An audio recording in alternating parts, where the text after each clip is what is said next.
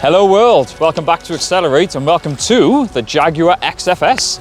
Yeah, we're here today to find out why you should buy one of these over the equivalent 5 Series. Now that's a bold statement, but from what I've experienced already, you may be right, but let's find an absolute. Let's give it a go, let's try.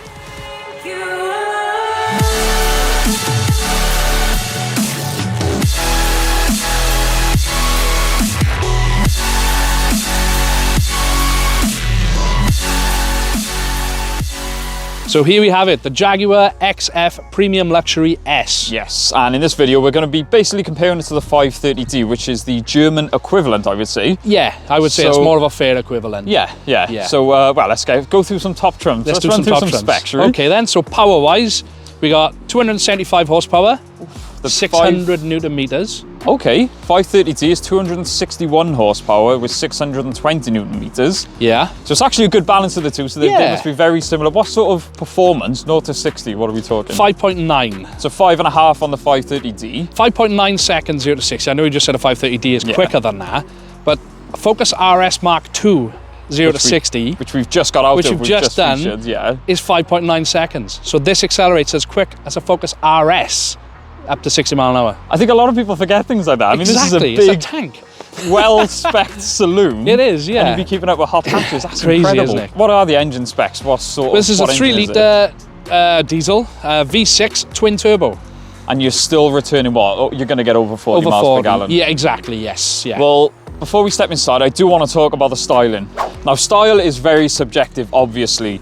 But this was the point when Jaguar sort of went completely out of their comfort zone, went to their own style, and I've got to say, even compared to a 530D, I'm a Beamer man, but this is such a good design for a car. It is, like I said, I'm such a BMW fan myself, as you know, but the way they've styled this thing, I know a lot of people are like, it's a Mondeo, but it's not. That's the difference. No, the old shapes were. Absolutely. This model is not. It's completely its own car. It is, yeah. You've got things like the bonnet on this thing. You know, that big bulge across the front, you know, it looks performance. Everywhere you look, there's grooves to the car. It is, yeah. Again, I just really respect, as I said, this is the time when Jaguar went off on their own. And it's still, what year is this one that we're talking about? This is a 2013, it's a facelift. And to me, this still looks modern, and even compared to the pre-facelift, this is just next level. It is, like I said, the lights, Clarkson nailed it with the lights. He said it always looked shocked. Because it had that, there was the older one? Yeah, the facelift. But this one does look aggressive. Yeah, it does, it looks a lot better. Because this comes with a 20-inch Draco optional extra wheels as well. That does make a difference. I was just going to say about the extras, the additional patch just makes it look so much more aggressive. And speaking of features, wait till you get inside this thing, because this shocked me.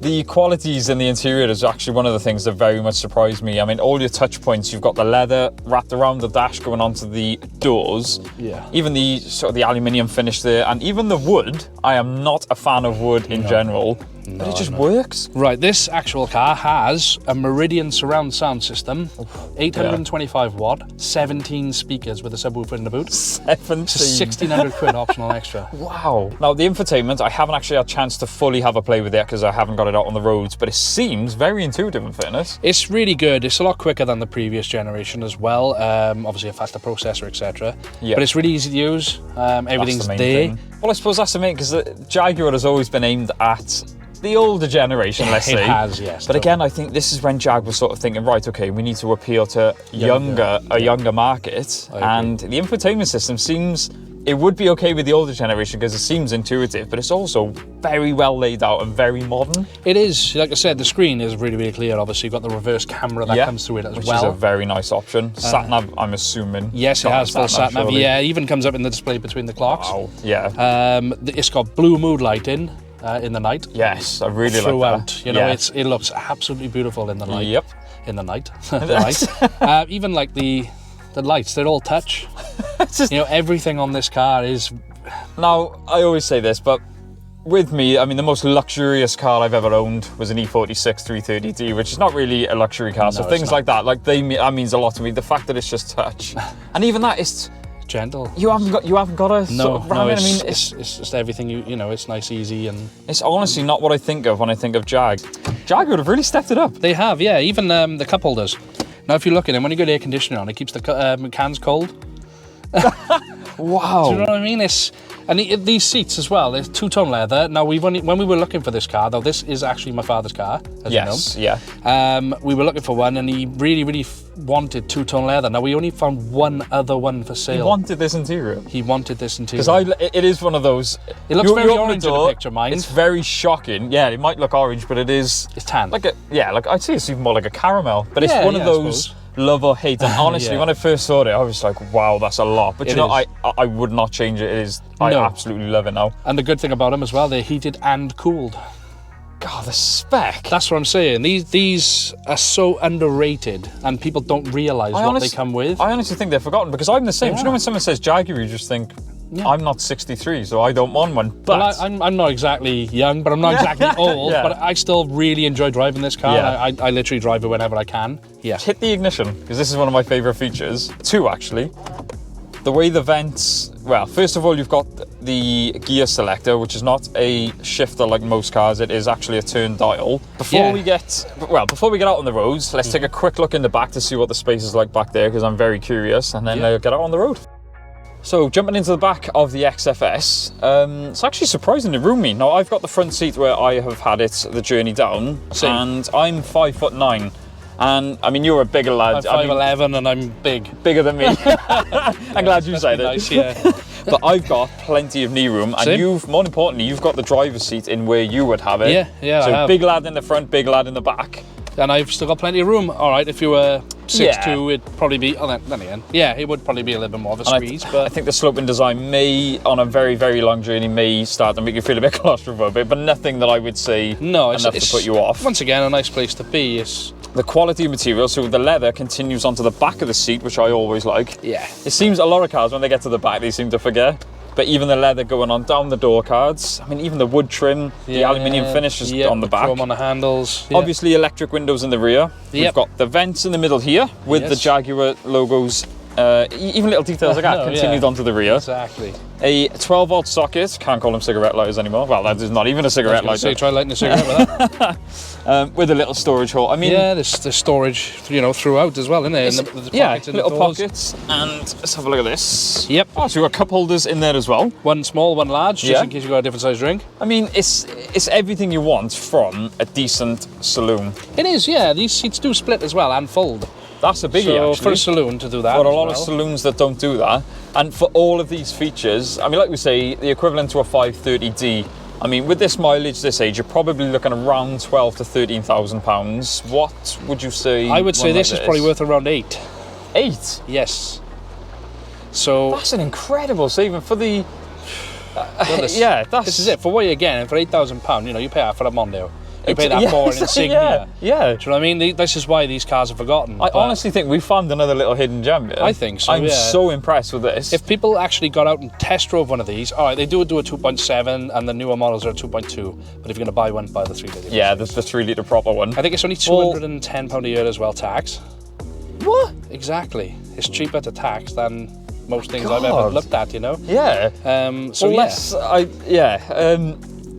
So I suppose the difference has got to be in the drive. I am. But I was just thinking, there's got to be a difference. So I am imagining now the drive is going to be terrible, but I know it's not. So let's just get out on the road, shall we? Yeah, let's go.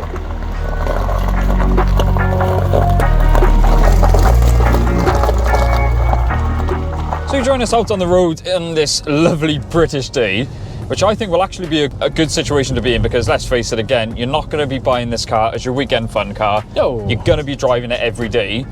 But with the performance and stuff, I think it would be a car that you could drive every day, but just think, I want to have a bit of fun.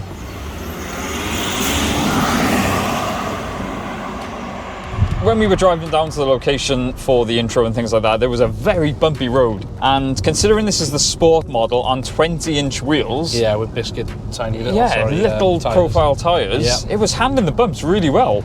I mean, you've had some nice cars that I've been in, but it's just soaks up the bumps really nice, considering... Well, I have owned some luxury cars. I've had my E55 AMG, etc. So you've had a lot of German cars. I was saying to Drew earlier, my father owned a pre-facelift Spectrum Blue Jaguar XF S, He sold it and bought a Mercedes CLS. Now he bought the Grand Edition as well, so that was like, it was mapped. It was 300 odd, 320 brake. Wow, which is another good comparison to this. It was, yeah. It was exactly the same year as his last one. Oh, okay. He owned it for 6 months. Sold it. Long, yeah. No, he hated it.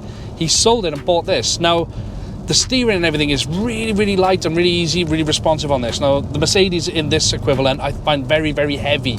Yeah. And they're more of an effort to drive. Sure, I've always found, like, with German cars, especially the bigger German cars like that, they were literally it's as if they build them with the Autobahn in mind, and that's it. They do, yeah. With this, it already feels more responsive, like it's got a bit of a personality, whereas German cars are we go fast, that's it. We do the job, and that's it. Yeah, exactly. Everything quality. I mean, the quality's great, but it's just with this, it seems like it's a bit of like, yeah, you can have a bit of fun with it. It's got a bit of personality. Like I said, it is a bit point and go, and it's quite flat as well when you when you are putting it. Yeah. But obviously, you've got the sports mode, you've got the flappy paddles, so you can have a little bit of fun with it, and you can play. I didn't even realise you were downshifting it. Yeah, sorry, yeah. So is it, I don't actually know this, is it an automatic or is it a dual clutch? Do we know? I believe it's a dual clutch. I'm not 100% on that mind, so please don't quote me on it. The only reason I think that is because when you're reversing, there's a bit of a delay. Okay, yeah. So that's... But the shifts then, it was very... Yeah, I'm going to slow it down a little bit here because we have got a little bit of space. Yeah. So I'm taking it down into second gear, yeah? Okay. So 2,000 RPM. Oh, sorry, it's downshifted to first for me. Into third. That was I mean, that's one thing I hate about autos and dual clutches. It's never truly manual mode because you put your foot down then and it still wanted to downshift forward. Well, there we are. I was at 2,000 RPM in second gear. I thought, right, let's get it in the torque band. And it downshifted into first. Yeah. We were rolling. So that's a bit annoying. But do you know when it got going? Something that I found very surprising, turbo diesels with any turbo car usually lose a bit of puff top end. Yeah. It seemed to pull strong. It obviously died off a little bit, but then when you shift up, you're straight back into the power. You're not losing any torque. Like, I think that's the advantage of the twin turbo, isn't it? Yes, it does keep it. I forgot it's a twin turbo actually. And then instantly you're back into cruising back mode. into chill out. And it's very quiet as well, isn't it? I was just going to say, now we've done a video on this comparing it to an S-Class. I will link that above. But one of the main tests we did, I think we'll have to get the decibel meter out because I think so. We did a decibel meter test. It wasn't as good as the S-Class, which I think we were expecting. Yeah. But it does seem quieter. Now, he was running Firestone tyres on it back then. He's now switched to Uniroyal Rain Sport 5s. And he said straight away, he was like, wow, they are so much quieter. It's incredible what a set of tyres can do. I think a lot of people don't realise that. Spend money on tyres. Yes. Now, I used to cheap out years ago. I've only recently learned this. Yeah, that's true. It's now time for our likes and dislikes. So to start with, I absolutely love the interior on this thing. The colour combo is a great colour combo. I hated it when he first got it, but honestly, I love it. So the exterior of this thing, I just think it looks superb. Compared to something like a 5 Series, which is very, very bland. It's very, I mean, I wouldn't say they're bland personally, but I would say obviously they're very BMW. Audis are very Audi, if that makes sense. This is when Jag really took a step away from their norm, and I just think they've nailed it, in they've made it look very sporty, whereas Beamers and stuff like that, they're just BMW. Bland. You've just gone around a full circle. So my next like is the actual drivability of it. And again, I know we keep comparing it to a BMW. We've driven lots of Beamers, and they're phenomenal cars. I'm not like putting them down, but this feels more fun. Ooh. Like, it feels like it's got a bit more of a personality. It's not an Autobahn cruiser. You can have I'm not saying it's a track car by any means. No. But I mean, the gear shifting, it's a bit tighter on the steering. I totally agree with you. Don't get me wrong, we are BMW fans, so don't think we're knocking them in any way, shape or form. But there's just something different about this, and I think that's what makes it that bit better. It is different. I was saying, that's a good way to put it. Everyone buys a BMW, everyone buys an Audi, everyone buys a Mercedes. So another thing that we really like about this is the ride quality. Not different to what we were just talking about, the actual quality of the ride. The quality, how quiet it and how well it just goes down the road.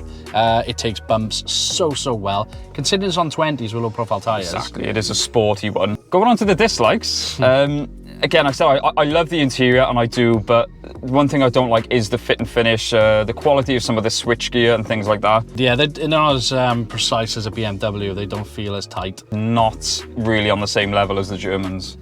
You can see me lit up. Moving on to the next, Kenny's next, just like before he gets blinded. I know, right. You've got all this chromy aluminium stuff in the centre with a gear knob and stuff. And it is genuinely, the sun hits it and it just blinds you. You can see the reflection on the ceiling and everything. That's crazy. Do you know what I mean? And that does hit you in the face. So, and when you're driving, I mean, we laugh about it, but when you're driving, it can be very distracting. It's very distracting, yeah. So I really don't like that. Now, I was going to mention the reliability. Now, in fairness, obviously this is your dad's car, like we've mentioned. How long has he owned it? About 16 months, 17 months. And he hasn't had any mechanical issues, Nothing right? at all. Bit of wear and tear, which you can't hold against any car. I'm going to go into a little bit of maintenance history with these because people are scared of the timing belts. It's not, it's a timing belt, and I'm not sure if it's the oil or fuel pump driven by another belt which is behind the timing belt. Okay. Now, a lot of people think it's mega expensive. I think it costs him 400 quid. What? So, exactly, and that was fitted. Gearbox service, I think, cost him about 200. Yeah. The only thing he's had to replace is a window regulator.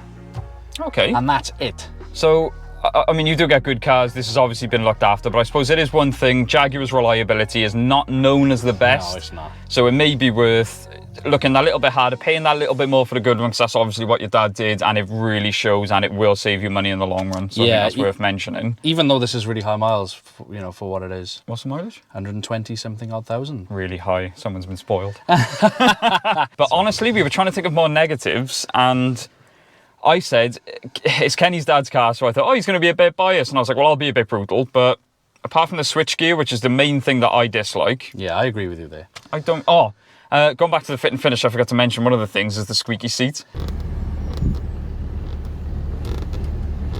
But again, honestly, for the price range, I would put up with that. I would put up with the switchgear, and I think that's the main thing to mention. Well, there's a can of WD in the back, so I'm sure you can fix that quite easily. As long as you got a can of WD-40 with you, I think we'll be fine.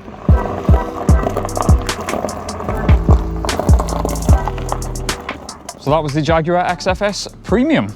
Luxury. Luxury. Yes. I knew I'd forget something. I love driving. Any opportunity I get, I drive it. He does, in fairness. And like I said, we're not knocking BMWs at all, but as an alternative, seriously, like Kenny said, go and drive, at least go and drive an experience one. It's reputation as well. Like Jaguars, it's an old man. I really don't think they're old man cars anymore. Not at all. So I think the main thing to take away, we would recommend one, especially for the price. I got to keep stressing now, the price that you can get these for. Exactly. Go and try one. As always, guys, thank you so much for watching. Don't forget to like, comment, subscribe. We will see you in the next one. Woo!